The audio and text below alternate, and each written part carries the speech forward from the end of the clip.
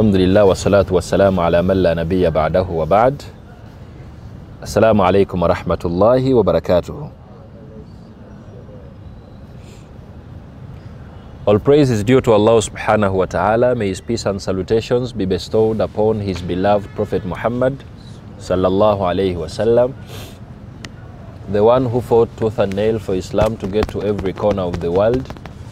I request Allah subhanahu wa ta'ala to have mercy unto him and to whoever is to follow his footsteps till the day of judgment. Allahumma ameen.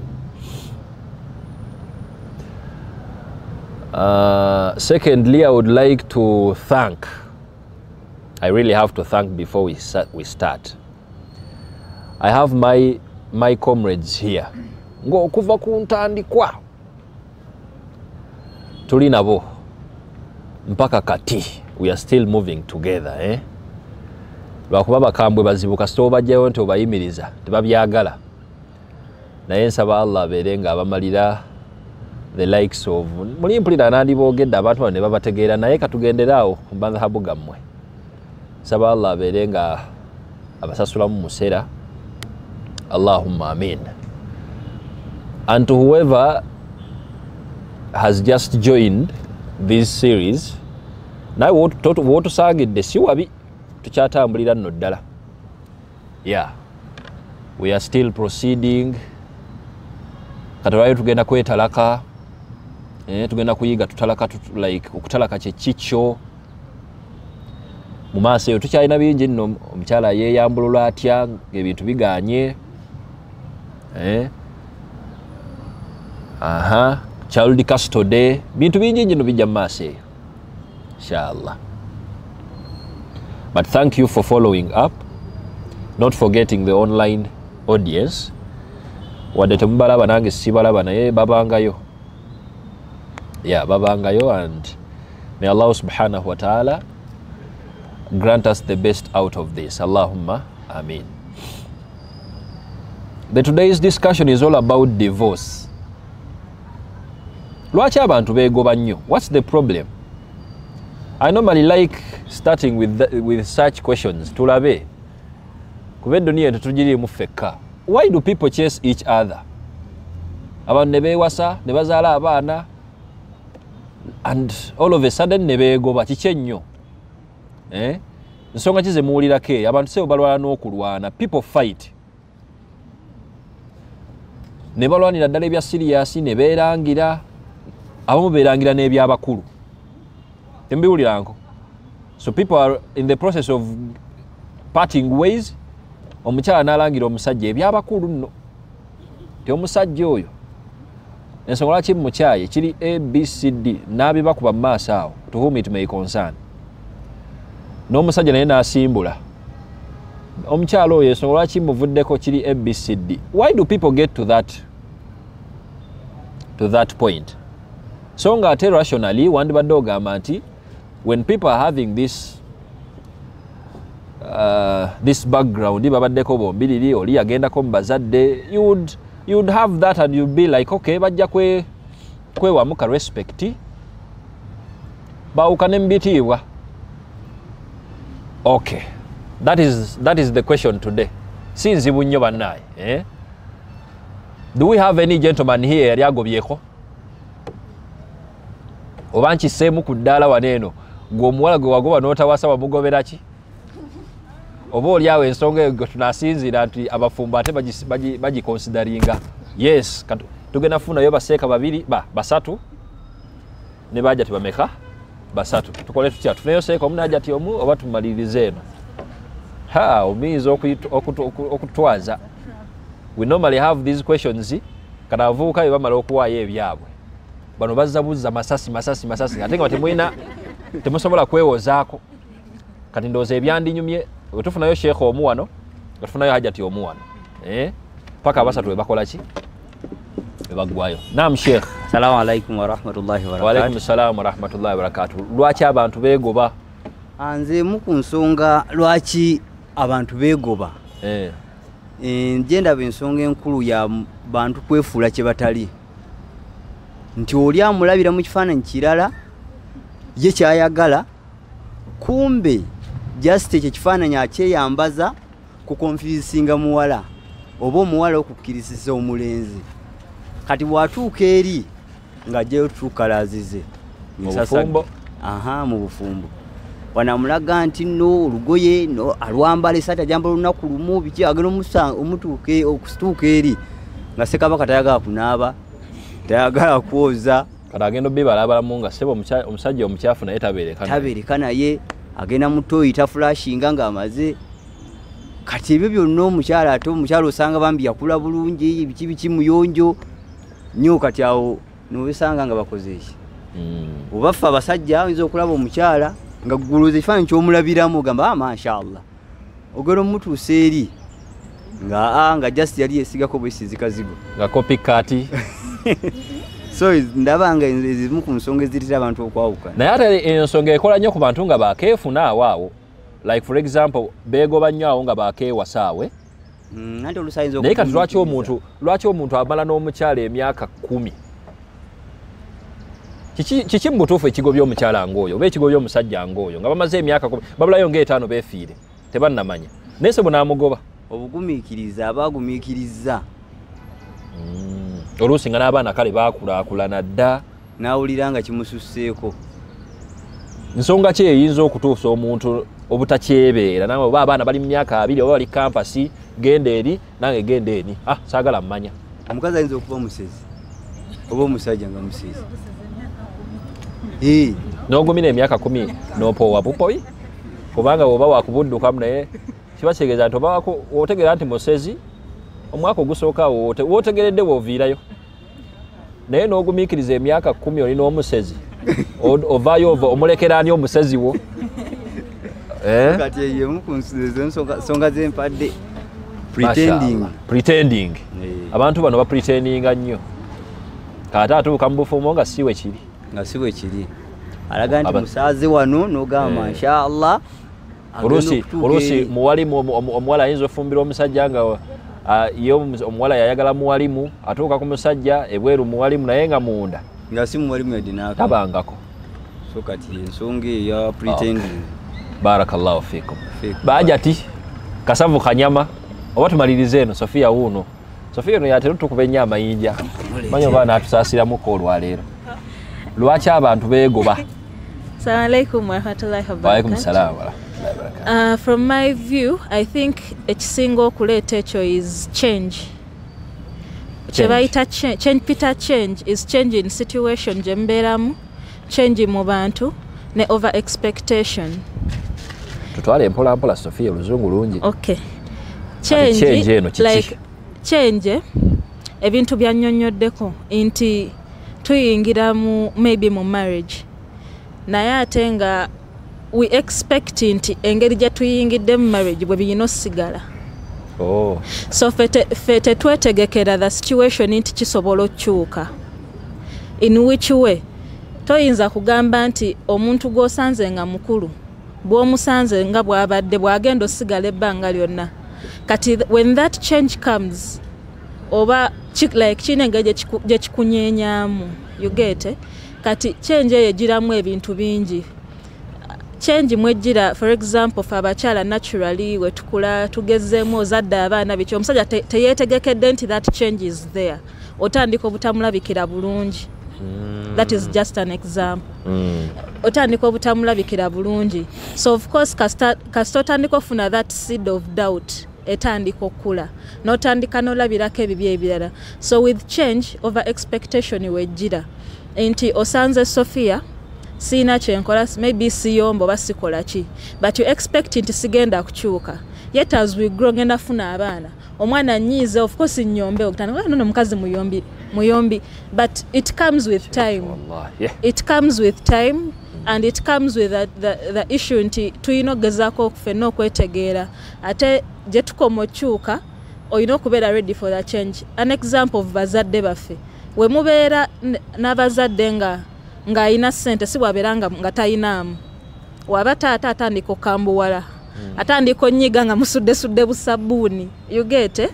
Because of that change it comes natwagana n'ennaku zetata naye oba yabaaki kati mu ngeri eyo change mwejjira waba musajja awasizza namba 2 but because tamanyi bw'alina kihandolinga oba n'omukyala tamanyi bw'alina kihandolinga awo change ebezze kati actions zonna eziddako after that change zisobola okuba positive oba negative.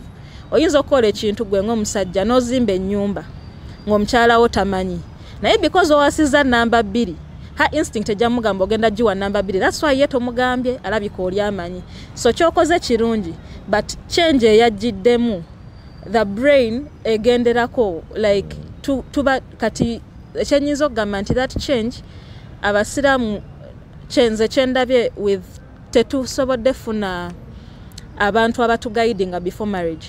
The Catholics have a study. It is like 3 months before marriage. They go through different sessions. Training. Yes, different sessions of training and all that. Tekitegeza nti tebajja kwawukana, but kigezaako reducinga n'okugezaako training omuntu nti kyogendamu anytime omusajja oyinza omulanga seeka nnyo asoma Quran biki naye okyasobola omusanga ku buliri n'omukazi omulala ate obwo bwe mwebakako. It's possible. You get? Kati the more you prepare yourself for that, the more it will not overshock you like wejemwe subi. Mukyasobola okwawukana but then no kitwala easy. Oba like nekikuluma but not touch exposing anyo mbalala. But because we are not trained, we are not given an opportunity to know nti fetulowooza nti tuyina biyigireeyo.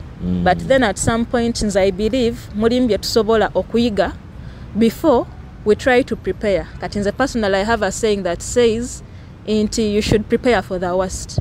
Yeah. Because preparing for the best is useless. Already kigenda kusanyusa. You'll be at your best. But preparing for the worst, you're preparing for ekintu ekigenda okuteeka wansi, ekigenda okuswala, ekigenda obutaku okumenya. So you can prepare your emotions for the worst because it will bring out the worst of you. So that's what I call change. Okay. Mashallah. Change. Abantu bawukana nnyo nga tebakkiriza nnyo change eyo. Okinyonyodde bulungi nno n'olaba siina bigambo byakwongerezaako. Ate olwaleero like the rate of divorce is just very high. Mwe abasomye nnyo twandigambe nti civilization eyisitiddekoko abataasoma nnyo bo bafumba. Mwe abasomye nnyo munoba mugoba oba kiki kyetwagala okumanya. Seeka gwe mukyala wo wamugobera ki mwaka zindalo aliwo tewaliwo wanika oba ogenda mugobera ki kale oba wawulirako nga like kiki ekiviirako abantu okubanga bagoba abakyala kiki kiki? Yes, omusajja omukulu n'akwata omukyala we n'amukuba empi 3 n'amala n'amuzza ewaabwe. Awo nno nga musaasidde mwezi naye netteke zibaako. Lwaki? Assalamu alaikum warahmatullah. Wa alaikum salaam warahmatullahi wabarakatuh.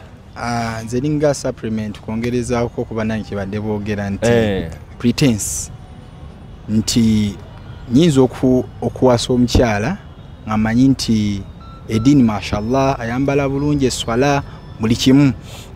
Bwe mala omutuusa eri ne kyawukana abadde asaala n'akyusa ennyambala adde ayambala habaya ye bulungi n'atandika okuteekamu empale ze nga bwakola ki bw'atambula nti kati kituuka ekiseera nga mpuli asinza kyebeera n'oyogera naye n'omubuulirira n'oyita mu mitendera gyonna egy'enjawulo n'agaana otereera. Ekitegeeza okwambala kuno kukyasobola okugobya omwana omuwala mu bufumbo nnyo nga tasobola kyebeera. Naam.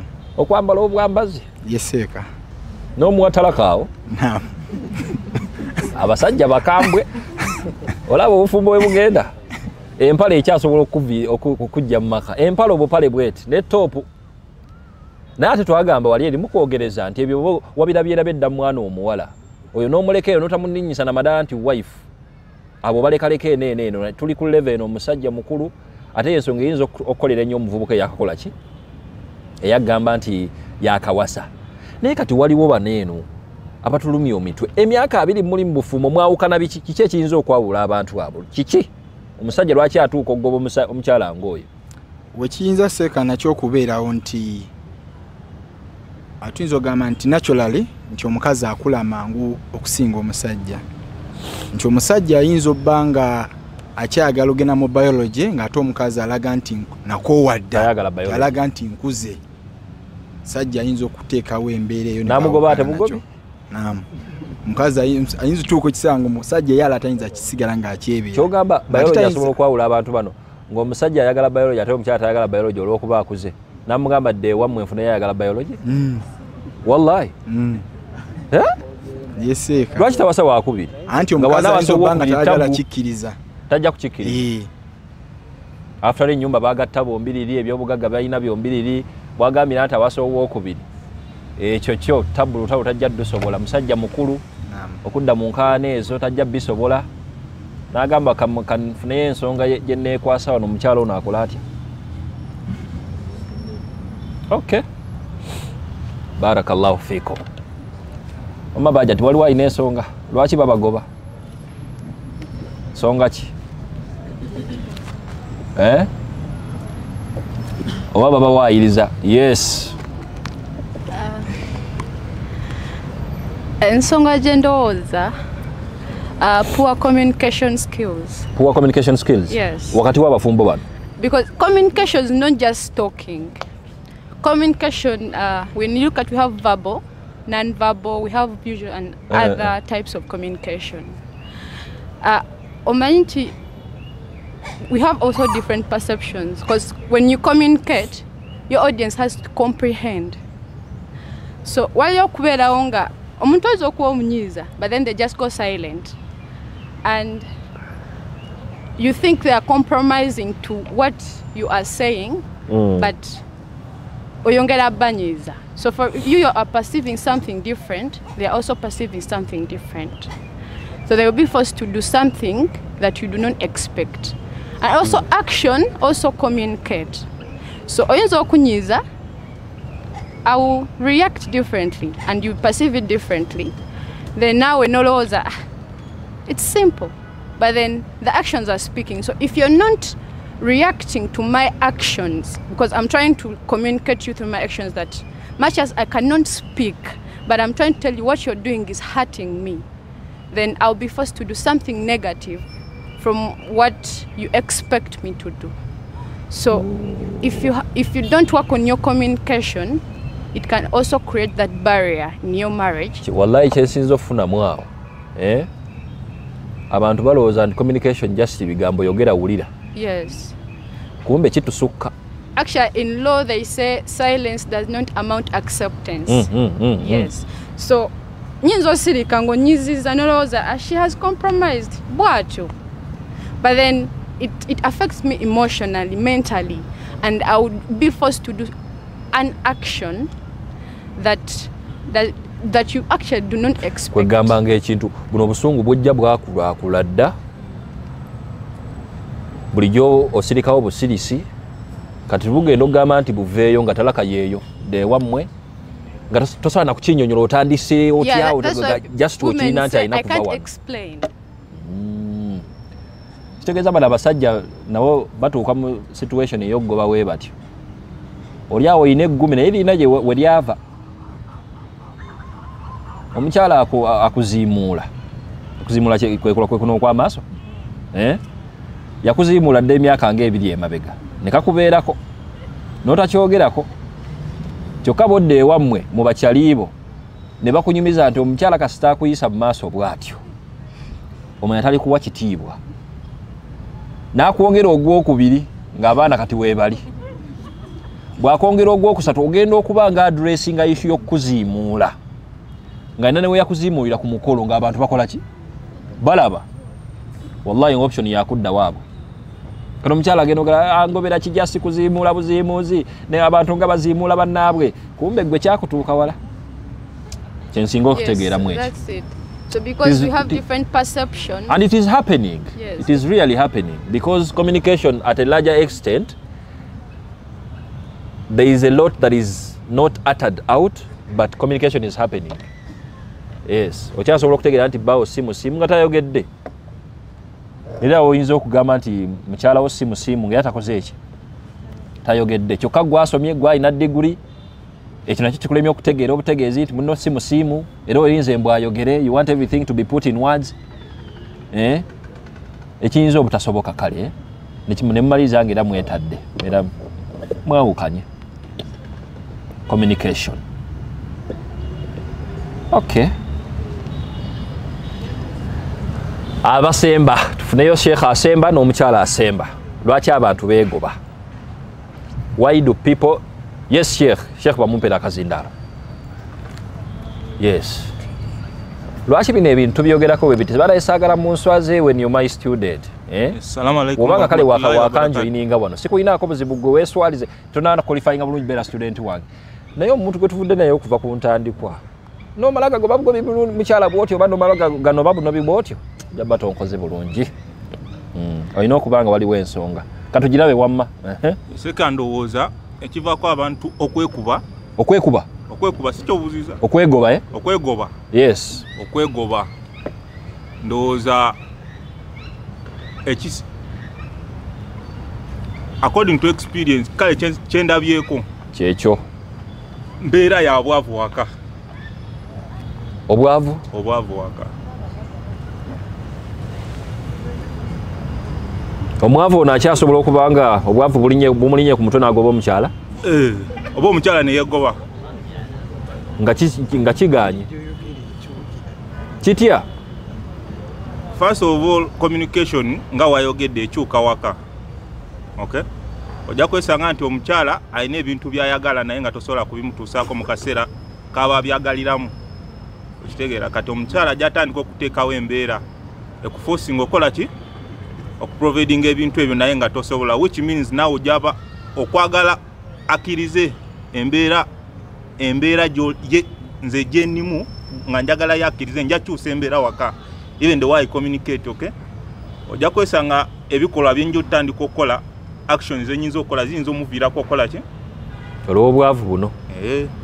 Okay, ekyensinza okutegeera mu issue ng'eyo museseno naye ekyo eri sensitive kuba omusajja atalina kasente mu maka ng'abaana bakaaba kyokwanga oli awo nga tebalina kyamisana tebalina kyaggulu oba mukyalo oyinza obutakitegeera bulungi naye kati eyo nsi nno ndala kuba owulira ddala nga tolina makulu mu bulamu buno obwensi tolinawo makulu naaga bwekyongerako n'omukyalo ono atalina bulungi magezi mukyala wo no gwe twogerako n'akuwa ebigambo awo toli musajja muki atandise nno ekyokubiri basajja bano bakola webati gwe nga tusiraba bw'okola ki kati ogenda okubalabalamuko olina muntu mukulu munno naye ate naye olina mulowoleza ngaera abaana be mwazaala muwangala nabo wee mutyo ne bikutusobera awo olede kati olida nga tolina nnyo mugaso obwavu bumazeemu emyezi nga 8 tolinayo ssuubi buvamu mwezi gujja nga tabakeeruma si kyekyo ng'ogoba muntu after all ogenda omutunula mulunga yasinza n'okutwalira bills n'okomparingamu obuwulu bwo nga just yali capati olwa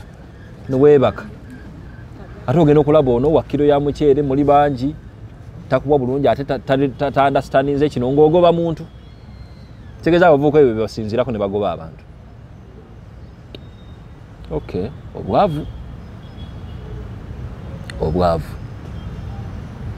ate bano abawangadde emyaka 2 nabano ab'emyaka 2 asobola okugoba munno olw'obwavu nga bulijjo mugaga nabivaawa kuba obwavu bwo bujja bubangawo bwo osobola okugagawula emyaka gyo 10 ogwo 10 n'ogwa Allah nakugeesa n'obwavu ate ng'oli wakufa ng'oli muki mwavu katoha omukyala nga naye yeenobera ng'ogoba mukyala oba omugoba omusaasira mukyala ngawo naye olaba sikyakusobola kankutalako ebintu bikole ki bibeerewo kisoboka ekyo oba ekyo kikola eno mu bavubuka abato abakeefuna that's a credible reason obwavu bw'okyetegereza ennyo bw'otyo and I think omukyala yenna ewife olina okukitegeera nti amakulu g'omusajja gonna gali mu provision kati byonna by'omujerega by'omuvuma byonna make sure ovuma mutwe gwe ovuma ngalo tovuma awo nti nga tolina nnyo makulu nga tokyampa oli musajja mukono gaamu awo oba ogenze wala ogenda otuuka awo nga mu butuufu kyekyo naye olw'okuba akumya abaya idiemu n'osimbukiramu ekyo bw'oli mukono gaamu oyinza obba ogenze wala koma eno waggulu nti ogira ebiviiri ogira ebinanka you don't tap that waliwo ebifo ebiri too sensitive that's a credible reason too. Abakyala asemba yekka lwaki babagoba? I'm seeing my students here from high school kulinanga kyekyo. Aha, lwaki babagoba? Sophia yagala tuwongera. Sophia atuwongere. Mumuyinza bba mutidde. Waliwo omulala eyo? Waliwo babiri? Waliwo n'omukono gwendabye wali? Tutwale oli ndowooza. Last time sekati yayogerako. Akazindalo bakoyaja ati oli. Yes. Why do people divorce?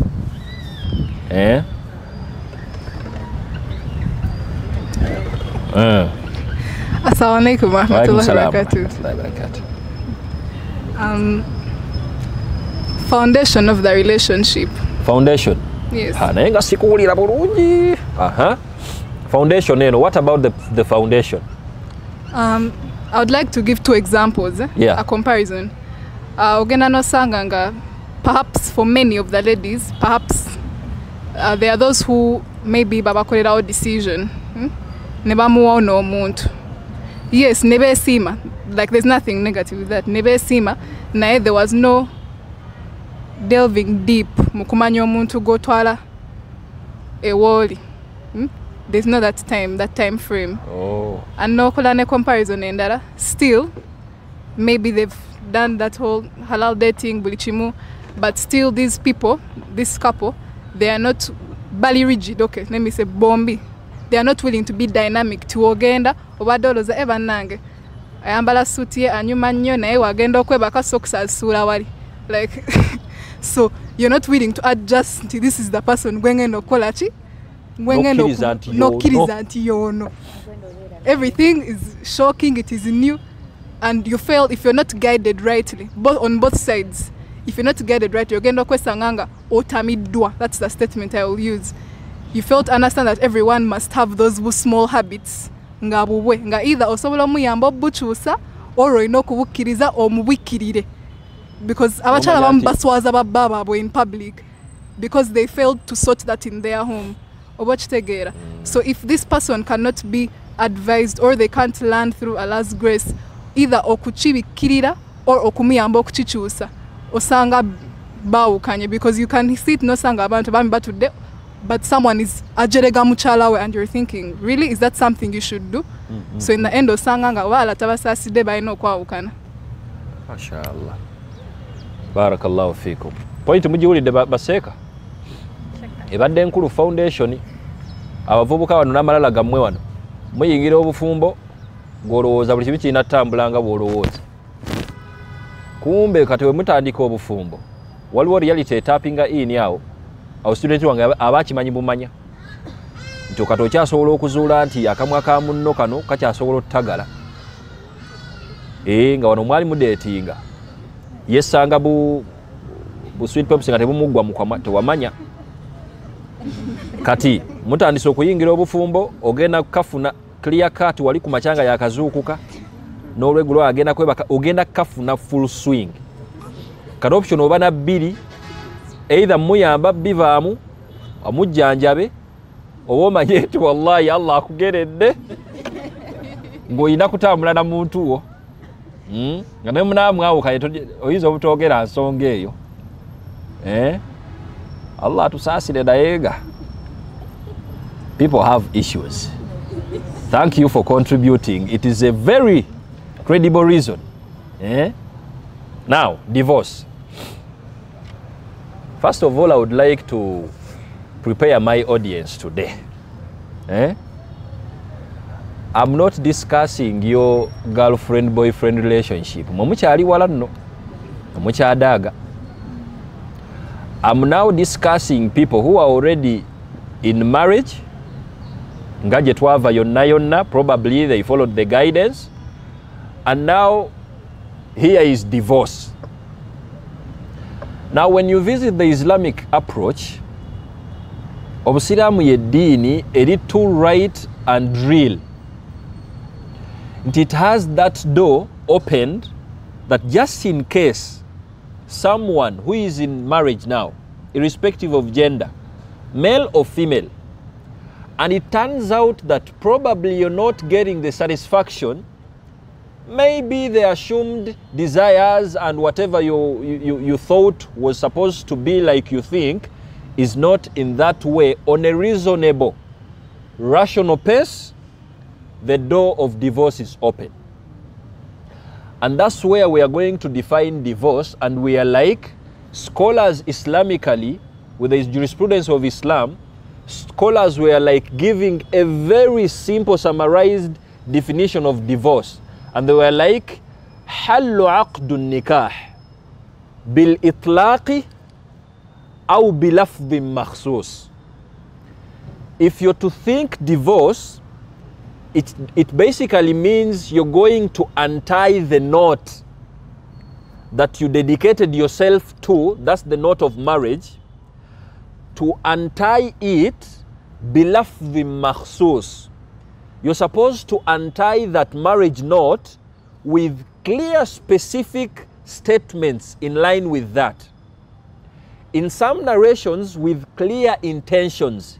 Otekeddwa okubanga ogenda ku endinga buno obufumbo nga mbutuufu ekigendererwa kyo kiri clear, nga n'ebigambo by'okozesezza biri clear cut, you're ending the marriage. So I'm dedicating today's session as an introductory bit to the divorce situation. Naddala ku mulembe gwaffe guno ogw'olwaleero, divorce is very rampant, and one of the major reasons as to why youths ifenno n'okusoma kwaffe kuno okungi tulowooza nnyo, tutegeera nnyo, naye bataata baffe ne bamaama baffe tebalina degrees nnyingi, n'oluzungu teboogera nga bw'oyogera, naye bakusinga civilization naawe okimanyi. Those guys had this in mind. They respected marriage to the level nti balina ne batuuka to the extreme end ne bakirowoozaako waneeno nti omuntu kasitaabanga obufumbo bugaanye kiswaza ne mu society. Sibabuuzizza waneeno ne mutandika okwebwalabwala. Mbabuuzizza wano basajja mwe bameka abakagobako waneeno. Mwebuzaabuzizza wano njayo temugoba bakyala. Ne mbuuza abakyala wano baliwo wano abagobeddwako. Sinaawo feminist yawanise mukono n'agamba nti amwe proud divorce ndi wano bankola ki? So kiba kitegeeza nti society yaffe yakiwelcoming nti marriage has to be respected, naye ate olwaliro it's the opposite. Divorce rate eri waggulu nnyo, era ezimu ku nsonga ezireetera abantu okwegoba obwegobi bwe batyo. The one reason is foundation, Hajati nga bw'agambye. No one is ready to check out the Islamic guidance. Nakibalangira dda waneeno. Ebisonga kati abavubuka bibaleeta wano okugoba abakyala n'okuva mu bufumbo nga bakyala bawala. Bisonga byakyana kito. And remember, marriage is not for young kids. Bobanga okyalowooza nga mwana muto, that's not your place. Sooka okule, mature enough, then otandika okulowoozaako ng'omuntu omufumbo oyingira obufumbo, because when you think of marriage, lwogenda okumanya nti mu duniya muno waliwo some other stuff that matter okusinga gwe ng'omuntu. It's only the married people that will understand that at one place, you as a wife, you don't matter a lot, just like you as a husband, you don't matter a lot, and maybe your kid matters a lot. And whatever you're going to decide, in line with that, you must decide it in line with whatever you've put in creation. Naye kati olugezigezi luli mulembe guno. If you start giving people microphones, notandika okugamba nti lwaki wava mu bufumbo, n'obakuŋŋanya bonna abaanoba, bonna abagoba, ne bonna abagoba. Because in this case now, divorce is a right of a husband to execute, and for a lady Islamically, she also has a right of okweyambulula omusajja, taking herself off the guy, just in case ng'oli wamputa oganya omutalaka. Just like we shall see that. Naye si lwaleero. Naye ojja kulabanga there are very many childish reasons as to why people go for divorce. Some men divorce their wives olw'okuba sebo akyuse ng'ali lubuto. Nga nkusaasira nnyo mukyala gwe, nga yo omusajja gwe wagamba nti husband nkuwadde empeta yino ey'obufumbo, wallahi olabye. This is a real definition of a boy gw'osula naye mu nju. But we have them here. N'ogoba omukyala olw'okuba Sebambu akyuseemu ng'ali lubuto. What do you expect? N'ogoba omukyala mbu olw'okuba olwamala okuzaala takyasobola kugga kubeera portable nga we wayagala. What do you expect? Ebyo bintu by'abasajja bavubuka bakyadagana bawinzi bwenze n'okudagana bawala beefunemu obusongasonga ng'obwo bizibu eyo wavaayo dda. You're now a husband of something, you have very many problems, issues to handle in your capacity that a boy doesn't. And amongst those byebyo nno mbu omukyala alina engeri gy'atanjagalamu okuva we yazaala omwana takyampa bulungi keya akuwe yakinga uli musajja mukulu ulida azadde omwana alina okulabirira omwana ono kati omwana ye yeetaaga keya ennyingi. And you expect this innocent wife of yours now mbu akufumbire ekyenkya n'ekyemesa naawo n'olweggulo kyokka n'omwana bw'akaaba alina omukyusa dayapa oli wa lugezigezi no tojja bikolako ebyo. And at the end of the story katoyita basenga abo ne baganda bo you justify the reason nti mukyala wange takyanfaako nnyo love agiwa nnyo abaana agiwe baani? Aren't those the reasons now? Tembibuuliranko nga abantu babikolesa ebi. Now these are the reasons people are using to justify their act of divorcing. And remember, this is why we need this introductory bit. We need to be guided more so ku mulembe guno ogutagala buli omu anoonya guidance wajagalira tamanyi oba ani agenda okwogera oba agijjeewa. Everyone is just listening to anyone. Nga tugamba nti nedda bambi. We need to stay guided. And if you follow the Islamic guidance, bino byonna byonna obiendingireyo nga tanaba nakuteekako kompeta. Anti bw'onaawulira ng'omusajja ono omwejo alina mungi. Kubanga of course emani tolina kuba nakyejo ng'ekyo. Ng'omanya nti ettabba ogitutte. Bakyala banno bajja baba discussinga bintu bibakulaakulanya gwe oli mu nnyomo na bbaawo. Nga tokyampa bulungi haaga nga nkomyewo ewaka nga tokyampaana waanako k'ekisige nga nkuba ekikalu n'otampaana waanako bye bizibu by'obeerako naye nga bakyala banno balina ebizibu ebintu ebirala ate ebibakulaakulanya ye bbaawo no gwe wawasa oyo. Ffe nga tugamba nti woba waliwo ku ntandiko ekyo wakimala dda wamugobadde eri n'omanya nti ono obwongo bwe sikyabukusobola ono omuntu gwe nina okutwala in marriage neetaaga omuntu ng'ali mature enough. I made it a point to even let you know when you ever think of marriage there is that factor of maturity on both sides. Yensonga lwaki even before someone thinks of ending this contract, marriage contract, okugamba nti obufumbo mbuggadde mbumaze, we expect this man now to be sane and mature enough. Bw'abeera nga decision agiteekinze nga yakava mu tulo, we don't take that.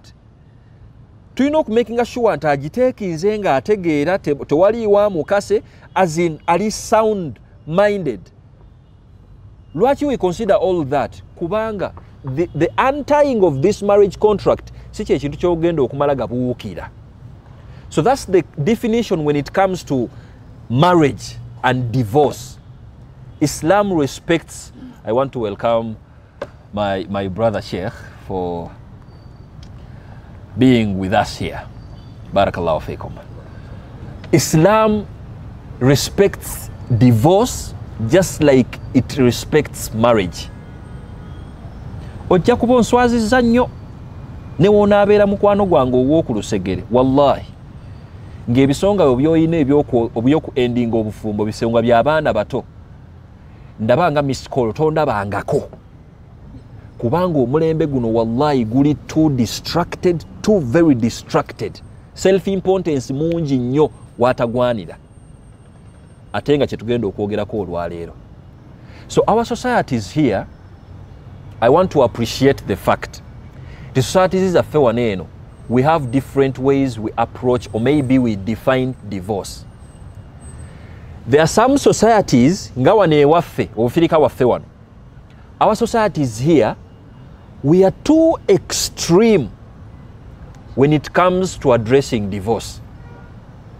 To a level tulabanga kive omwana waffe omulenzi okukya ku makya ng'ogobye omwana omuwala agenda kuswala naawe omulenzi you just don't take that for pride. Bannange nze nakagoba abakyala basatu. Actually wotegendeze tusinziirawo obutakuwa mwana mulala muwala kubanga gwogoba bwokola ki ogoba bwowasa ogoba bwokola ki. So that extremism erinnya wano ewaffe. So we have those societies that really love marriage and respect marriage to a degree as they switch to marriage, they have no thought of ending it. That's why we have statements like omwana omuwala waba afumbiddwa n'avaamu akagamba nti wano nze mpaakinze agamba nno gwe bbaawe wabanga wansonyi bulungi nga taziinaamu bulungi n'akikugamba n'okukugamba nti byonna byekole naye wallahi ayingizaamu Katonda wallahi siva wano byonna ojja bikola naye sikola ki nga naye waabwe gye yava taata we yakimugamba ti mwana wange ovudde wano ekisenge eki kino tutandise kirundiramu nkoko toyinaawo kisenge wano ng'okoze eki kati omwana ono omuwala agenda obbibalabalamu bamugoba ewaabwe taata we yamulangira dda mama ene n'amugamba nti tova wa musajja n'asigala nno mu bufumbo oba anyumirwa oba tanyumirwa n'asigalira nno eyo. That's the extreme end now. Bw'abeera muvubuka it's the same story. Taata we yakugamba ti muvubuka gweffe waffe tetugoba baki tetukuba bakyala tetugoba bakyala tetumanyira bakyala akuwadde principles 3 kyokka kw'osinziira okugoba n'omaliriza ng'omukyala akumanyira olumanyiira naye nga tolina na budde bulowooza mumugoba n'osigala mumulaba bulabi nga naye waali naye n'akulaba bulabi ne mutambula nno butambuzi. That's when we go extreme now kuba weekiri wano. And we also have some societies nga ziri too liberal now. Obufumbo bamuwasa leero wiiki neggwako wano n'abuvaamu bw'aseka nno n'anyumizaako ne banne nti nze nmaze mu bufumbo ennaku eza nga sisobola kwebeera lunabe lwa musajja nti omukyala nze mugobedde wiiki eja nga sisobola kukyebeera. Those societies are there, and of course those who have traveled enough, you know what happens in Europe. Ekyo sikikola nnyo mawulire ate abalabi b'omupiira waliwo ka story nze nno siraba mupiira naye waliwo ekibuuzo kye nalaba awo emabega ne kijja kinnyumira. This footballer erinnya nno ndyerabidde ono footballer eyayawukana n'omukyala ate kubanga amateeka agali eri kasamwawukana mu divorce wemuti ebyobugagga 50-50 omukyala atwala 50 n'omusajja n'asigaza ki 50. Bagenda okunoonya omusajja banyumiza temubimanyi yaani oyo Hakimi namwe mumumanyi kyekyo omusajja yakola ekintu wano ekyafaayo bagenda omunoonyerezaako ng'obugagga buli mu mannya ga maama we kati n'asigala ng'omusajja ono footballer agenda kati ate kufuna maali yaani ya mukyala we ogenda okulaba nga in such societies marriage is not something era ne waba akyogerako ogenda okulaba mu bibooziboozi byabwe. If you watch some podcasts of them, some documentaries, people who are living in Europe and the westernization mungi nnyo ogenda okulaba mu biboozi byabwe, if you feel like you're not comfortable in marriage, the only option is just kick out, step out. Obulamu butono nnyo bwansi bwakukola ki n'osanga omufirika munnaffe ono naye ayagala kukoppa ebyo n'aleeta wano olugezigezi olwo. If you're not fine in relationship, you just have a lot to not be fine in marriage. It will always be there. Then in societies that are too liberal, they don't value relationship, and with divorce it's just as cheap as a cent. Bayagadde obufumbo abugenda mu nga bayagadde waba yagadde obwendinga n'abwendinga without even giving it a thought. Effects eziriwa blah blah blah. Now the third category abasinga mwe bagwa category y'abakoowu. Sema yakoowa omukyala wallahi nga yamukoowa bimaana alkalima nga yakoma mu respectinga ng'omukyala some good years back naye nga bakyasula bonna n'omukyala nno kyekimu nga naye yakoowa bbaawe we beegumizaawo kasatu olina abaana abakuze katubeerewo katukuze abaana gy'oli abaana babasabye nti musigale mwebonyeebonye ne babeera mu bulamu ng'obwo mpaka be beefiira ne babeerawo nno wee batyo omwaka ne gugwa 2-3 abaana kati mukuze muli wano ku university naye nga bazadde bamwe beebo beekoowakoowa dda kati Allah amala kuyireeta kusaasira ne batuuka ne beekyawa naye nga baali balina kukola decision eyo some 5 years back eyo saati nayo weeri bangi nno bazibu tobanga oli wano semaka tekiswaza ekyo so tugambako nti mukyala wange wallahi yantama naye siira kyakkola katubeerewo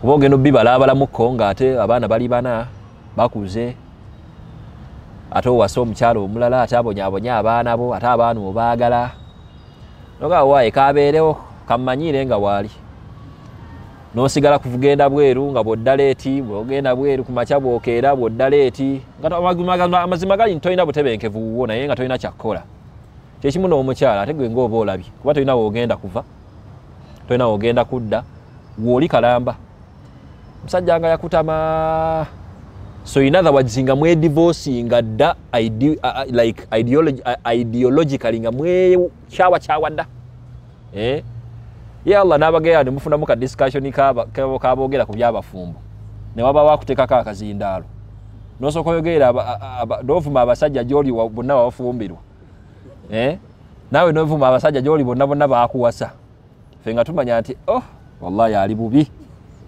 embeera sinki si nnungi abantu bwe batwe beeswazaswaza mu byekisiru oline munno olw'okuba mwenna babagasseeko ate mwesisinkanye emboozi neegwa amakerera n'oyanika bbaawo bw'oti n'osangayo omulala gwe bagasseeko omulala era n'omwanika bw'oti mbu kati mwetegeera nnyo mwenna baabagattako not knowing nti in the long run it might be a reason okubanga bakoze eki obufumbo nno buggwawo. So those are the three angles ezi happening. Waliwo abakitwala too extreme n'obabeera ate abali too liberal n'obabeera abali awo nga mubutuufu beekyawakyawa dda mu bwongo naye nga tebalina kyakkola balina kugamba katubeerewo katukole ki tugende mu maaso. So all those considerations obusiraamu bwaziraba and Islam came with the moderate position. Obusiraamu tebuli extreme ate tebuli liberal. Obusiraamu ekisinga okubunjagaza era njagala nkikutegerezeewo olwaleero gwe owulira nga okwekwanako tekwali mu busiraamu n'otagalira nno mu bufumbo tolina nno bbeera eyo naye jasi oli eyo by mistake wawasa omuntu wafumbirwa muntu tolina wadde guidance gy'ogobedde ya busiraamu kati okirimu mu maaso awo mugenda kwawukana nti munnamanya ng'obusiraamu bujja ne moderate position tebugenda kgenda ku extreme end kusibira mu bufumbo ng'olede bakuba bakubonyaabonya omukyala akumanyiramanyira takuwa kitiibwa tebujja kugamba nti sigalayo ate tebugenda era kugamba nti bannaaye nga wakayingira obufumbo n'olaba ekitakusanyusizza tambula okola otya oveeyo. So the one question stands ne bugamba nti how are we going to help someone who has thought of divorce as the answer ku mbeera gy'akola ki ku mbeera gy'atambuliramu. So the first incident is the approach of Islam. Obusiraamu bukimanyi bulungi nti abantu basobola obutakwatagana. But remember, when we are discussing divorce in the Islamic approach, waliwo ebisongasonga awo bye tumaze okubuuka. Ng'obisongasonga ebyo gwe ng'omuntu atanaba kuyingira bufumbo oba omuntu kati omufumbo nga wabiconsideringa kiba kitegeeza nti osuubirayo just bintu bipya by'oyinza okuconsideringa okubanga obufumbo bukola ki buggwawo. Nga waliwo ebisongasonga by'otalina kuconsideringa because at least you had a chance okubanga obitegeera naye n'obimma amazzi. Kati obanga osazeewo okubitwala even in marriage we don't expect you to use the same factors to end the same marriage ng'ate wabuyingira obitegedde nti bikola ki weebiri. Simanyi bakitegerekese wawasa mukyalawo ng'okimanyi wamputtu bano ne bakugambako nti naye mukyala ga wamputtu oyo naye naawe n'agikulagako sigumu seebiri seesatu. It's now a habit nokkanya naawe nti wallahi mukyala wange wanki tuba tukusuubira okubanga bwe munaatuuka mu kwawukana mu divorcing obufumbo olwo bumaze happeninga ensonga y'emputtu eyo tuba tujja gikubuuzaamu nnyo. Bw'onaagituleetera nti omukyala wa mputtu nze nno nga njabyama ng'owedde wajja wano before n'otegeera nti mukyala wo wa mputtu ate kati oyagala kugimpanga ensonga omugobe gambirawo nti emputtu agikoze atya. Ebibuuzo kati we bijjiraawo nti ate kati emputtu eyina engeri gyesusseemu waliwo eno gye nali namanyira naye kati ate waliwo endala ero gyasimbudde grade endala gye sinnabakola ki nga tugamba nti okay let's now discuss that. Naye bw'obanga wakimma amazzi n'ajja n'emputtu ye n'ogitwala naye yapaakinga n'amanya nti kati gwamusomola mu mputtu ye kati oyagala kati mugoba omulekeraani twala muntu oyo afula n'obulamu bumpi nnyo paka we muneefiira n'abaana muzaale akiristo oteneka abaana be baleme kubeera banki. The same applies to you. How dare you send musajja wo mukodo kyekiyagala okujjayo? Where were you to see that before? Wobanga mukodo nga wano mbufumbo omulabye nti mukodo, we expect you Islamically okubanga wabira badde eno and you chose to go with this mukodo now. Oyina okubanga oyina okutuwa reasons endala to back up that reason kubanga wakiyingira okola ki? Some of you basajja bwe mbabendako nga tabanana bawasa wajoze bawala mu nsi muno. Sika kubeera desperate naye mulimu ebintu n'abo abasajja be bakola n'olabanga batuswazizza nnyo. Egayi najjeewa mu muli aba n'akukwana ne friend wo besti nno musula mu ruumu y'emu. Bw'amaliriza n'akugamba gwe kati gwe nno ngenda kukuwasa. Nogezaako okwogera naye ate ng'ate mpulira eŋŋambo nti oyagala ne mukwano gwange besti wange kati otwawudde tetukyakwatagana. Musajja mukulu n'atereeza eddoboozi bwakuwa ensonga nti anti kati bwe nnaamala okukuwasa ggwe ne wayitawo emyezi ng'ebiri nga mpasa ne munnoono nze mpulira njagala gobeera nabbi waffe Muhammadi sallallahu alaihi wasallam. Naawe n'ogamba nti okay kale bannaye katugabusiraamu kasita bwogedde balina okuggwe. Omusajja okimanya akulagiddewo nti mwenzi prior wano before. Zeze zimu ku nsonga ezikyankalanya abantu okubanga baawukana. Kati amagezi gaakadda nga waliwo n'abaana. Gy'oli tewakiraba nti mugenda fumbira mufune n'abaana. Ogireeta kati mbunsanga musajja wa yeebaka nnyo n'abawala nga wakiraba badda wano eno. That's why I told you tuwobanga oyina defect gy'olabye ku muntu prior to marriage. If you decide to overlook it, appreciate it, tambula nayo. Bw'obanga yali mwenzi nga yakikulagako dda and you were like it's okay, mpasa guma na mwenzi wo. Okujjako nga ayina degree gy'akoze eki gy'atuuseeko. Ndowooza point yange etuuse. I just want you to understand me. Atali muyizi wange ayinza nno okuntagaliramu. Naye kati mukitegeera already kyenkola ki? Kyentegeeza. So the Islamic approach here is nti obusiraamu bwajjira ddala with giving us some good way of things parting ways. Nti abantu ne basazeewo okubanga baawukana tebujja kukunyigira ku kisenge nti tovaayo ng'ate musajja ali mu kuviolatinga, akupanishinga, akubonyaabonya oba omukyala bw'akuziimuula akuvuma ne mu bantu. Tebujja kugamba nti gumirayo nnyo ng'ate butajja kugamba nti wasa buwasi ate omukyala bukasa akuwunyiddemu olunaku lumu mugobe enkeera. Tomusajja ate akuvumyemu olunaku lumu ate enkeera dde ewammwe nedda. Naye bujja kuwa that moderate position kubanga obusiraamu bukkiriza nti Muslims are supposed to be mindful, balina okubeera too careful, more so when it comes to issues that consider society upbringing. Allah mu Qur'an yakitumalamu. Suratul Baqara. Billahi minash shaitanir rajim. At-talaqu marratan. Divorce yaffe ey'obusiraamu ya mirundi ebiri. Pronouncements zibeera bbiri nga tujja bbira mu the next session. Mirundi emeka ebiri. Allah agenda mu maaso n'agamba nti fa imsaakun bw'osalawo and you're like okay omukyalo ono kansigale naye, then you really have to do that in the right way. If you've seen anything onto your wife, omulabe wa mutwe munene, and you're like okay sigenda contaminating this marriage, I still have respect for the marriage, and you consider to now overlook that defect kuye, the guidance is you really have to welcome it and still respect her as a wife. Tomusigaza muchunya, because this is what happened in Jahiliya period. Abakyala nga babamanyira nnyo in the era of ignorance. Ng'omusajja akuwasa anti yalina talaka. N'akutalaka mwawo. Agenda okulaba akwetaaze n'akuzza. N'addamu n'akutalaka mwawo. N'obeerawo ng'olinga item bwakugoba bwakuzza. Kale obusiraamu ne bukomawo ng'ate abamu baatuukanga n'okusigaza bakyala bwabwe kibajjuutuke. Omukyala amumanyiddemu awo mu public bali ku mukolo. N'omulangira SHEIKH abadde ku mukolo n'abakyamula. Omusajja bw'abanga takusobodde kulabirira takugulidde maka kumala wiiki 2 olina mukyala munno n'oseka nno nnyo weerabidde toze n'ebbaawo.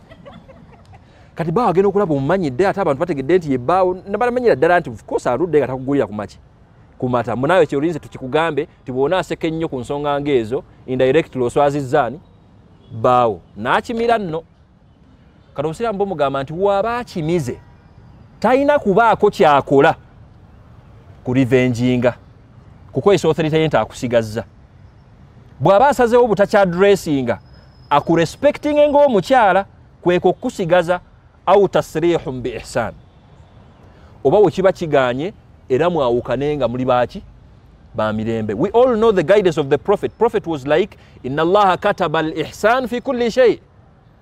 Indeed Allah yateeka okweyisa obulungi the good treatment with kindness in almost everything. There is nothing like violence when you think of parting ways. The Islamic approach is wetulaba abalwanagana nga baawukana webeyita amanya g'obusiraamu nti nze Hussein ate gwe gwani nti nze Rajabu muli bize mulwanagana ne mukyala waawo bwe mwevume ebisongovu omukyala bwakulangira ati oli bwoti naye bw'olangira ati oli bwoti nga tugamba nti nedda mubikole ekolaawo naye mufune eddiini gye mweteekamu nga mubikole ebyo. We have no room for that. Abantu bwe baba basazeewo okusigala bombiriri it has to be bi ihsan. Omanye nti okay mukyala wange kambeere naye wadde nga waliwo obutagenze bulungi let me overlook that and I will still respect her as a wife nsigale nga nkyamukolera omusajja byakolera omukyala. Bw'olaba nga wakutte waluma nnyo you evoke the second principle ey'okubanga mwawukana naye era mwawukana with respect. Ndoza kategerekesaako and that's the approach of Islam. Ogenda olaba nga teri extreme aye teri liberal naye nga ate ebaddewo nga of course waliwo respect wakati w'abantu bano abakoze eki. Of course we have to appreciate the reality nti waliwo abantu nga mu butuufu batuuka mu bufumbo ne bategeera nti batomedde after them stepping in marriage. Kisoboka oba tekisoboka? And that's why Islamically we have no room of someone pinning you wobanga mu butuufu the decision you took of divorcing someone ngeri well backed up with reasons eziri credible nga mu butuufu ogenza okutuuka ku that decision nga omaze okukola whatever is required n'ogituukako we are like okay fa in azamta fatawakkal ala Allah. Wobanga oyina ebingi the right cards on the table ozikyusiza n'olabanga this is the right lane n'ogikuuma then you just put your trust in Allah and you decide whatever you've decided. Ekyo kisobokera ddala ddala ku mulembe gwaffe guno ogutagala. You don't have a lot of time to invest in your relationship mu foundation aja tinga we yagambye and you think you have a right to end it as soon as you go there. Ngawe tugenda bila bamaaso awo obintu bino bibasukkira ddala kasambanga musazeewo okubanga mugenda muki mu marriage. Wandibadde ogamba nti obufumbo buneeno oba talaka eno nabbi ye agyogerako ki. There are very many traditions from the prophet and I want to start with the very known ones. Abghadul halali inda Allah at-talaq. Allah kyasinza okubanga kimunyizaamu naye ate nga yakikkiriza ye talaka eyo. So the one question is, as a student of Sharia or maybe jurisprudence or maybe my student here, why would it be annoying to Allah ate ng'amaana agikkiriza in the long run? The first bit of it being annoying to Allah, of course, if every married someone switches to divorce, we are doing a lot of injustice to the society. And the public interest, society-wise, it's something that favors Allah subhanahu wa ta'ala. Tunyumirwa nnyo okulaba nga abawala baffe babbikidde mu bufumbo n'abavubuka bawasizza abaana abawala. That's where our happiness is. Naye buli wogamba nti ovudde mu bufumbo eyo nsi ndala gy'oguddewo. Kuba obeera musajja ovudde mu bufumbo olina abaana babiri ate bagenze ne maama waabwe ate ogenda kuwasa mukyala mulala ogenda okulaba ate omukyala ono omulala olina osooka omuteekamu amagezi nti nina abaana babiri ate agenda okujjukira olinayo baby mama ate naye omwagala ate omuwasizza ate olina okugendayo ate omulabe ate abaana ate ogenda okulaba mulina engeri gye mutandisa osseekamu after 5 years ne baby mama ate gwe watalaka. Eyo story ate endala gy'otayagala. Naawe nno kyekimu ovudde ew'omusajja olw'okuba aludde okuwana nti you're beautiful. Novaayo n'omwana we omu weerabidde nti it's another whole story now. Omwana omu ne woba tonnazaala ekyo kyokka ekidala kye baateekawo ne gazebo gye watuulamu ensi neraba nti ogenze eyo ku CV y'omuwala kimala bumazi toyo omwana omuwala yafumbirwako kiba kitegeeza nti obujulizi bwe buli nti waliwo yakwonoonye mu maaso awo just obujulizi bwe butaliiwo tewali lubuto naye bakwonoonye dda kati omusajja ono agenda okujja ayinza obutabeera mwana muto gw'oyagala ate ayina kuba musajja ayina makiwa mayindi ng'ayinza nakulowoozaako ng'oba oli awo namba 2 kale nga namba emu nga mwenna mwenna ono yagoba n'ono n'akola atya n'avaayo ne mwegwako nga background ekola etya byebyo ebintu abantu bye bataagala lowoozaako. So in the long run that's why Allah and Prophet is like Allah kimunyiizaamuko because if the society our society gye twagala okugroominga bwebanga eswitchinze to divorce tebigenda ku endinga bulungi but then tagenda kupininga nti sigala yokko you evoke your limitations ng'ate oli mu bufumbo kuba ate wanaakusigaza mu bufumbo oyinza n'okutta omwana w'abendi nawe oyinza okuyira omwana w'abendi bbaawo amazzi agookya. So in the long run ayina gamba bugambi nti kale nkikkiriza you only take it nga it's the only route. That's the message from that hadith. Era omuntu ayagala ogyesembeza nga ayagala ogoba omwana mu bintu ebitaliimu tumugamba nti nedda bambi genda onoonye omuwalimu akuvunula hadiisi eyo ogijje mu makulu g'Oluwarabu ogiyingize mu makulu agali actual applied knowledge now kubanga in the long run divorce nno si y'abantu ba bulijjo eyo nsi nno ndala it's the last thing you need to think of. Tuba tukyali awo Nabbi Muhammad sallallahu alayhi wasallam okimanyi nti yatalakako yatalaka nani Hafsa radiyallahu anha muwala wani wa Umar. Hafsa yali muwala wa Umar ate nga mukyala wa Nabbi naye okumanya okutalaka kuno kuli human.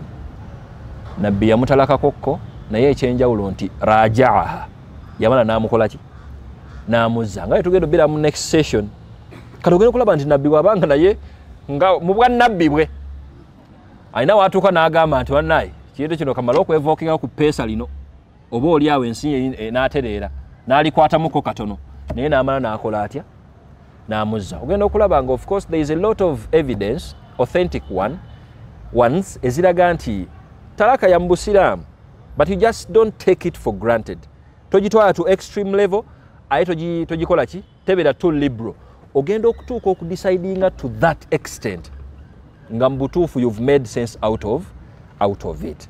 Now I want us to check out some of the indicators and maybe factors obusiraamu ze bwateekawo prior nga tonnaba kulowooza nti ogenda mu talaka because we assume Islamically nti abantu bano already kata abali mu bufumbo they were mindful enough to check the Islamic guidance before eno nga tebana bagenda mu bufumbo era mbegayiridde.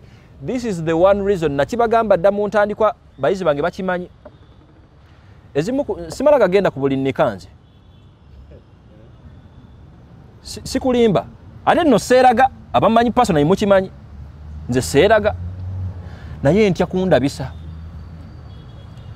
nze okubeerawo wallahi sibamanyi jasi ndabye bulabi muzze buzi olw'okuba kali nina engeri gye mbakyamulamu wano nga mbasomesa nonyingiza mu story yammwe nga date yanika gyompa nti nga mu maaso nga ku weekend tugenda seeka mbadde nkusaba tugende ffenna ate mbadde nsaba otuwoowe obeere seeka waffe kati ngenda okulaba nga nange nsiba empale ne kanzu tubane katugende empowe abantu sinnamanya nti gye mwatagalira before nga mwesanga you just have a lot of stuff that needs to be fixed. Ngenda okulaba face yange njitadde mu bintu bya katemba families bbiri zonna zindabye oli awo omusajja mukulu omwana w'abendo omugobera ku nsonga zitali mu magezi nange nno mba nswaliddemu kati nasigaza option emu mpoowa abantu nga nkakasa nti wallahi mbamanyi nga at least nkimanyi nti bayinza n'okumpa ku respect nti oba oli awo omuntu ono atumanyi kansooke mwebuuzeeko ndaba ayinza kungayidinga atya then nsooke mmala okudecidinga nga bwenkola ki kubanga biseera ebisinga when people are going to switch to marriage they think of seeking guidance from everyone omuwala ono ali atya omusajja ono ali atya but when they think of divorcing no one goes to anyone atula butuuzi awo n'akeera ku makyawo bamuvumyemu ennaku nga 2-3 naga mukyala nga nvuma nnyo wano n'amuzza enno ewaabwe kyokka nga amugobye ali lubuto nogamba nti kati omusajja ono ebintu agenda biraba atya.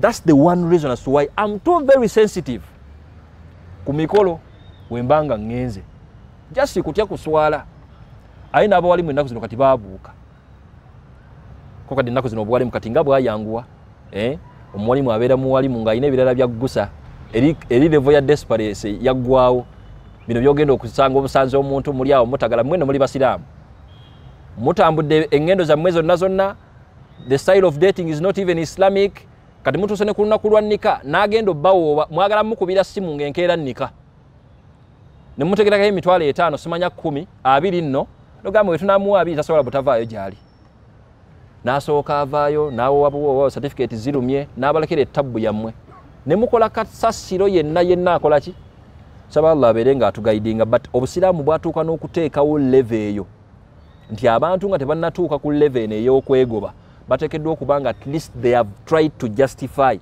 all the possibilities nga basigazza route emu yaku-endinga ki yaku-endinga marriage. I want to bring the spiritual guidance now.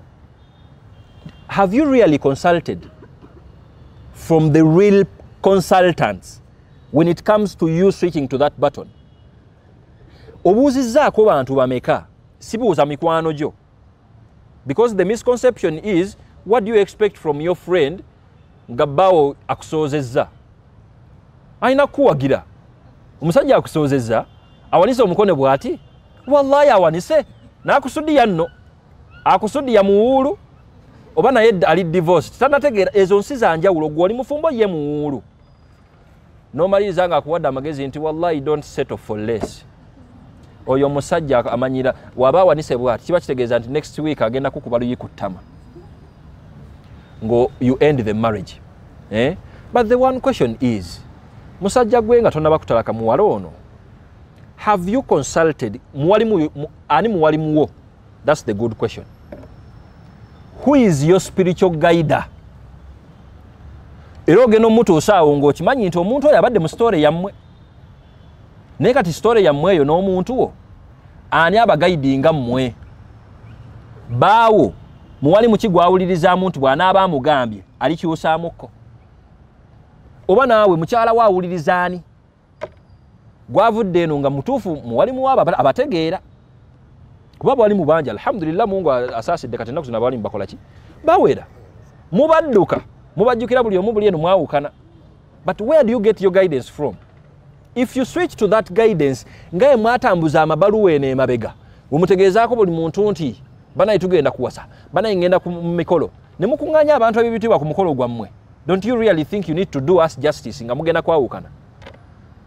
This is why I even made it a point to my students to obanga ogenda okukola nikah the two positions of abajulizi witnesses balina omugaso mu busiraamu tomala gafuna basinze kunyuma awo ku mukolo nti jangu otujulire.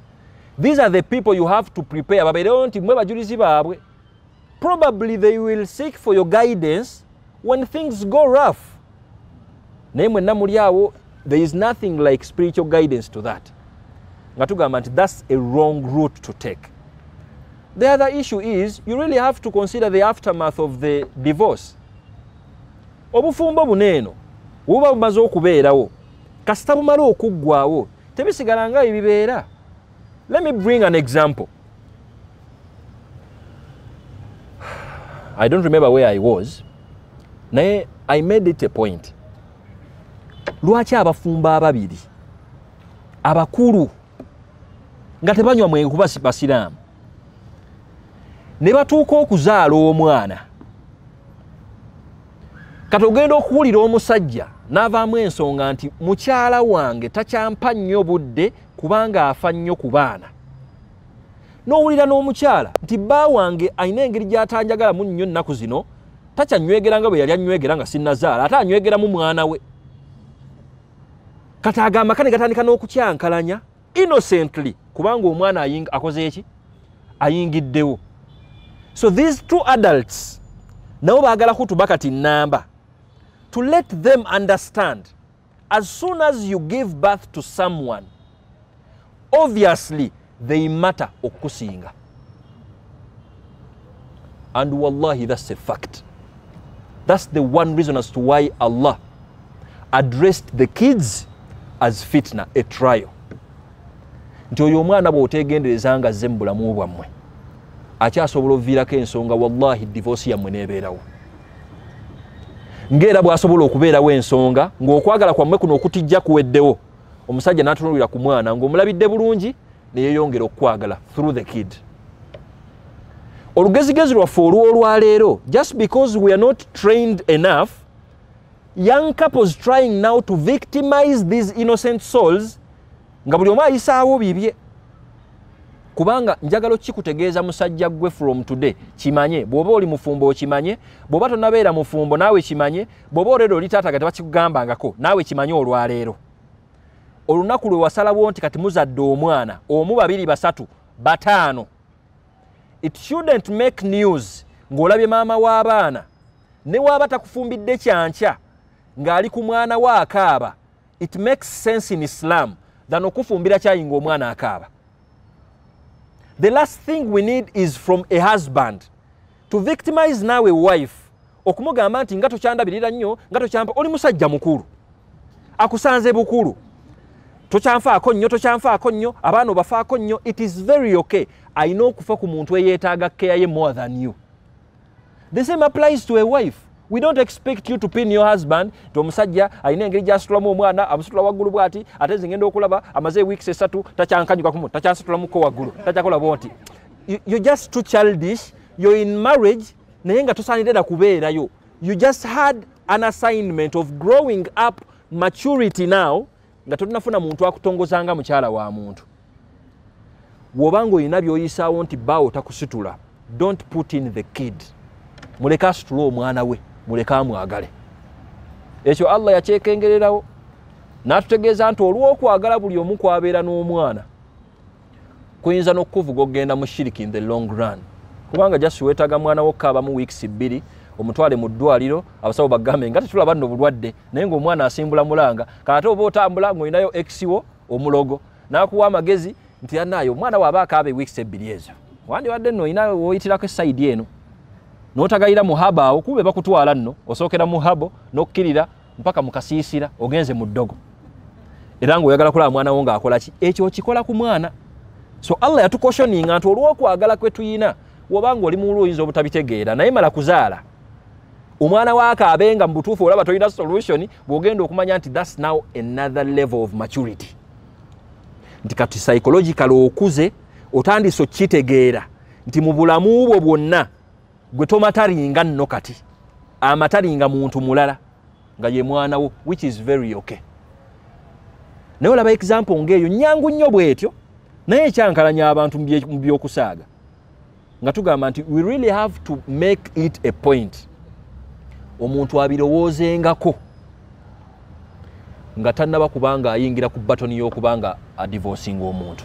After all n'omukyala wo osobola omugoba enkeera naye tosobola kwegaana mwana wo, tekiriyo mu Busiraamu. The same applies to you. Baawo akyasobola okukwongerako namba 2 noweekyakyanca nnyo n'oggala n'obufumbo naye abaana basigala babo era basigala babe. Ndowooza olaba relationship eyo kiba kitegeeza nti this kid is obviously related by blood with both of you. Naye ate mu ababiri temuli to related in blood era musobola okwawukana. Ne divorce gye tuliko olwaleero kati we expect someone who is married before thinking divorce okubanga okitegeera nti before you give such childish reasons to justify your divorce decision oteekeddwa okubanga at least otudde wansi you think of the aftermath of divorce. Kubanga bw'omala okugoba omukyalo oyo naddala ng'omugobedde mu busungu, because the Islamic moderation is bw'obanga onaagoba omukyala tomugoba ng'oyase. Muleka akuziimuula olwaleero, akube n'oliyo olwaleero, akulangire mu public olwaleero, kiweemu ewiiki, kiweemu ennaku zo ziizo. Mugobe nga otegeera oli calm, omugambe nti mukyala wange olw'ensonga ABCD nsaba okkirize nkuwe talaka yiino. Topapala nnyo kubanga ngenzo bikugamba nga wanyiiza dda just nayagala nzikakkane. Civilization gye twagala eyo. Ogoba omuntu nga tewaliwo okuwanyisiganya bigambo, akujerege akuvume naye nga togenda mukuba luyi paka wadde ewaka nga bwe tujja okulaba proceedings za divorce. Naye ng'olowoozezaamuko ku aftermath kati ogenda okulaba nga at one point P olina bw'ogenda otuuka nga ogenda okukakibwa okusigala mu bufumbo buno just because of a temporary reason ezzeewo esobola okubuleetera okuggwaawo naye nga in the long run kyandibadde kisobola okusolovingibwa. Ekyo Allah yakitugamba dda mu Quran. Tokimanyangako nti osobola okwetamu ekintu wayajalullah, Allah n'afuula mu kwetama kwennyini okwo n'ateekawo obulungi nga bwetamiddwa ekintu n'osirika busirisi bw'oti kankabawe kano Sofia mmafe bafumbo wano waliwo n'abafumbo n'abalala wano baliwo abafumbo waneke ku mikono nsooke mmanyi nyinza obba ndi mbawulu bokka benjogeramu abafumbo bawera yes mumpe ku maanyi nammwe nange ndi wano ndi mufumbo munnammwe kyekyo ate sayidi eno muli bawulu basajja mmwe yes abafumbo bannange baabano yes kyekyo waliwo wootuuka nga wallahi mukyala wo babbaawo akutamye. Kituufu oba si kituufu? Wallahi kituufu. Nga bw'obeera musajja mu maka nga wallahi akutamye bimaana alkalima nga akutamye nga mbutuufu bw'ogeza n'oyogera mu kkutamu okwo mu busungu bw'oba olinaawo ekigambo talaka kigenda kukubeeraawo kumpi nti wallahi va wano mu maka genda nkera todda.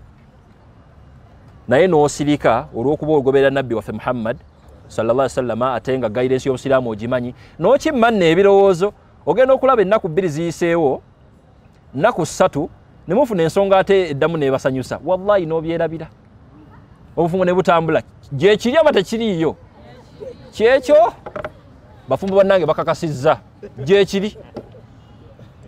Kati gwe alowooza nti oli muwulu bw'onaayingira obufumbo teriiyo kutagala tukusekerera ffe tukugamba bugambi nti gyekuli naye okuliyo kulina beera bearable nti okomyewoko omukyala ne muyomba mujasi bintu bya bulijjo nno biba bya bulijjo jjaawo ne muyombamu awo omukyala n'akusimatuka eggambo awo naye nga naawe otegedde nti takigenderedde mukyala wo simuwe muzi naye n'akuwemulamu olwa n'omala ennaku 4 nga tolina kagambo ke ne silence treatment nebeerawo silent treatment tewaliwo ayogera na munne ne mubeerawo nno bulungi tewaliwo atuga munne tewaliwo awa munne mutwa mulya nnyo ne mwebaka n'ogera n'okola olunaku olwokutaano ekyana kyammwe ne kitandika okuyita taata ne maama ne gakiwuka buli omu nadda ku ekyo omwana waffe atandise okukola ki okwogera. That's the whole point in that. Kati nga tugamba nti oteekeddwa okulowooza ku aftermath kati ogenda okulaba nga if you jump to divorce as soon as possible ogenda kutaking a premature decision. Laba ogenda okutalako ekisajja kyekirungi olw'okuba tasobola kufuga busungu bwo. Laba ogenda okugoba omukyala omulungi nno kuba abakyala era abafumba si bangi olw'okuba nga tebakutendeka kufuga busungu. Ffe nga tugamba nti nedda kirowoozeeko ate bw'ogenda obbibalabalamuko nga option yoyina kwekaka mwagala toyina sente ziwasa mulala kizibu kiri awo ate nga omuntu awasizzaako tabeera nga atawasangako omuntu awasizzaako neeguba mukolo okumutijjisa ennyo kuyinza obutamukolera nnyo ate nga wooli awo gwe byoyagala ogenda okulaba biyitiriramu awo aftermath ya divorce awo si bintu by'abaana bato kubanga obufumbo era si bw'abaana bato ekyo twakyogera dda wano yensonga lwaki obwenzi bulimu abantu bangi obufumbo abantu babudduka. Obufumbo bw'abantu bakulu mu ndowooza abo abantu bakulu ne wabeera mu mwana wa myaka 2 naye n'aswitchinga obufumbo kiba kitegeeza nti maturity level yeekoze eki weeri. And then lastly you have to think of the reason as to why ensonga eteekeddwa okubanga yeeyo nga nsonga ki linaabaddogo kubanga buli muntu aba n'ensonga ye. Waliwo omuntu ayinza okuba n'omukyala omulogo omukyala n'amugamba wallahi ndozeeko akasemba sigenda kuddamu n'amukkiriza ne baddamu kirabika kisoboka ne wabeerawo n'omuntu ndowooza nga ye ate agamba nti obwenzi nedda bambi tolina ky'oŋŋamba nkukwatidde mu biology n'omuntu omulala sisobodde obufumbo ne bukola ki. So if at all you evoke all these issues ogenda okulaba nga mu butuufu obusiraamu bwatugaidinga bulungi even when we switch to okwawukana twawukana with respect tujja nakiraba mu maaso awo nti obusiraamu bwe bukiina kyokka nti omusajja bw'aba akugoba akuwaayo ne ku capital. Yes, tujja kiraba mu session eddako akuwa ne kasente naye era agenda okakuwanga okagwana kuba agenda okugiragiramu bw'ati already mwawukanye mwewemmula. Social media kati yajja bakugjeeko ne interviews otandise omulangira nti musajja wange oyo gwe mulaba nno mutalala mu nkofiira awo asomesa abaana abo Makerere naye wallahi ali ABC ontandiseeko nno ali ABCD era mukyala wange alhamdulillah ina ku magezi naye bye bintu wallahi bye tubeerawo ne twekegenda ngamba naye omuntu ali mu public face omukyala bw'atandika okuvaayo bw'ati natandika okwanika bw'ati anti ddala seeneeba ekomye kate nga nkomawo ntya wano nga nkomawo ntya wano ng'oyedde bamaze okunnyanika omusajja keeyogezaawo naye seewo byekakola wano biri difference byawukanamuko era omaliriza mwagamba naye bannaye byebuzaabulizaawo mpandika buwandiisi ku platforms zange nti bannaye munansonyiwa waliwo ebiguddewo sisobodde kudda ndi bize kumbe kuswala kwe kundeetedde naye nga ebyo abantu bawukananga jangu olabe ate ne baagala okukozesa obusiraamu mu kwawukana okwo naye obusiraamu wetwawukana obulungi ng'obusiraamu bwagala tujja nakiraba nti omusajja akwayo ne ku capital toli mama w'abaana bange ate nina amaduuka 3 nkuwaddeyo edduuka limu to cater for you and my kids naye mwawukanye omulangidde otamalaako simanya agira bw'ati ate mukyala w'omulangidde awunya simanya akola bw'ati era mwawukana buli omu yayagala okumanya ate obusiraamu bwakiyingizaawo nti mba mwawukane bulungi kubanga edduniya nfunda. Maybe you won't meet again as husband and wife but you might meet as ex-wo nga ye boss wo. Yes, edduniya eno eki jasi mulina kutegeera butegeezi nti ekitwawudde ki mputtu ekitwawudde ki lugezigezi ekitwawudde ki tomalaako ekitwawudde ki ne muki appreciating ati okay barakallahu fikum nange sigenda kukyusa kati naye ndowooza ekiyinza otutukolera twawukane naye tuba tugenda kwawukana abantu bakolere ki tuyinja bakolera bwe tuti naye ate wennaaba nfumbiddwa ewalala mulaba discussion giriraga bwennaaba nfumbiddwa ewalala tuyinza kukola tutya asijja kutabaala sijja nakukubira gwe alina okunkubira kubanga ate omusajja ayinza okugamba nti tukola ki wa barakallahu fikum. Saba Allah abeere nga atuwa entegeera ennungi. But I want to wind the session today n'ensonga bbiri esookera ddala our divorce has to be intentional. Togobanga togenderedde. Even when you say something we have to analyze nti omugambye ntadde ewaabwe otegeeza ki agende yokko just abalabeko oba agende kuba omutadde nti amutadde nga tuga okay amugobye.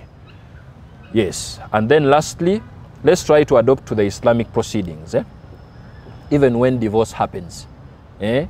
Ate abantu abatannaba kubanga bayingira obufumbo banaye tusabe ffenna divorce is not the door anyone could wish to have.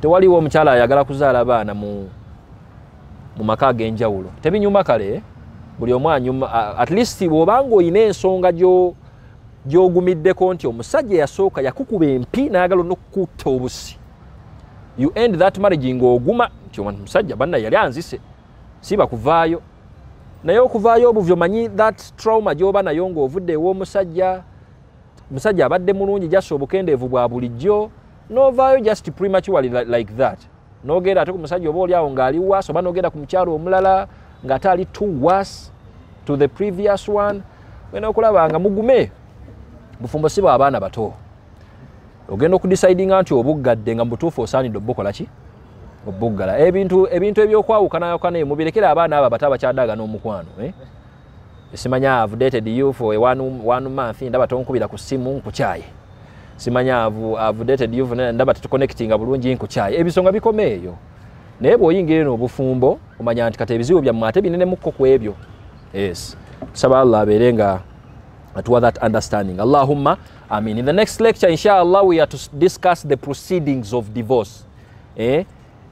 Atandika ekyo omusajja ono waba wakutalaka atandika atya yes, conditions says zibeerawo atalaka atya like akola atya diri watalaka ne bikwata diri watalaka ne bitakwata we shall discuss all that and don't get biased with Islam. Sagadde byogerako olwaleero but divorce is in line with the guy, the husband now. It's a right of the husband to execute. ate omukyala ayina ekiki kye bakiyita khulu kweyambulula. It will be another lecture now, another session okudiscussing omukyala ate eddiriro yeyambulula omuki omusajja under what conditions mitendera ki like that and so on and so forth.